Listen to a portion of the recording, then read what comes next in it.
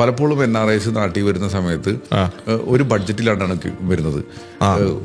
വന്ന് പൈസ മൊത്തം തീർത്തിട്ട് പോണ ഒരു സിറ്റുവേഷൻ ഉണ്ട്. ഇപ്പൊ ചെറിയ ജോലിയിലൊക്കെ നിൽക്കുന്ന ആൾക്കാർ മിക്കവാറും എത്ര ഒരു വർഷം കൊണ്ട് സമ്പാദിച്ച് സേവിങ്സ് ഉണ്ടോ ആ പൈസ മൊത്തം ഇവിടെ വന്നിട്ട് തീർത്ത് പോണ ഒരു അവസ്ഥ ഉണ്ടാവും.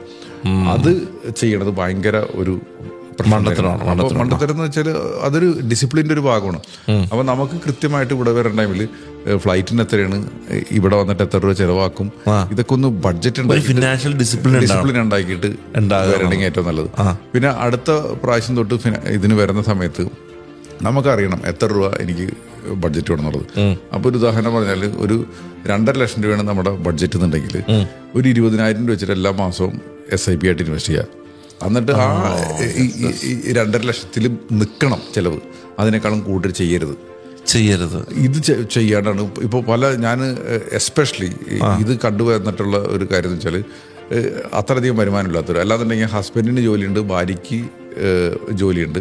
അപ്പോൾ ഹസ്ബൻഡിൻ്റെ പൈസ വെച്ചിട്ടായിരിക്കും മൊത്തം കുടുംബം പോണത്. അപ്പോൾ ഭാര്യ ചെയ്യണ കാര്യം വെച്ചാൽ ഉള്ള പൈസ മൊത്തം അടിച്ചു പൊളിച്ച് തീർക്കും. ഇപ്പം നമ്മുടെ അങ്ങനെയുള്ള ഒട്ടുമിക്ക ആൾക്കാരുടെയും പൈസ കയ്യിൽ നിൽക്കാത്തതിൻ്റെ ഒരു കാര്യം നാട്ടിൽ വരുമ്പോൾ അങ്ങോട്ട് മൊത്തം അടിച്ചു പൊളിച്ച് തീർക്കണതാ. ഇത് ഷോപ്പ് ചെയ്യും, നമ്മുടെ ബന്ധുക്കൾക്ക് എല്ലാവർക്കും കുറെ ഗിഫ്റ്റ് കൊടുക്കും, ടൂറ് പിന്നെയും കുഴപ്പമില്ല, നല്ലൊരു എക്സ്പീരിയൻസ് ആണെങ്കിൽ വെരി ഗുഡ്. അതും ഒരു ബഡ്ജറ്റിൽ ചെയ്യണമെങ്കിൽ നല്ലത്.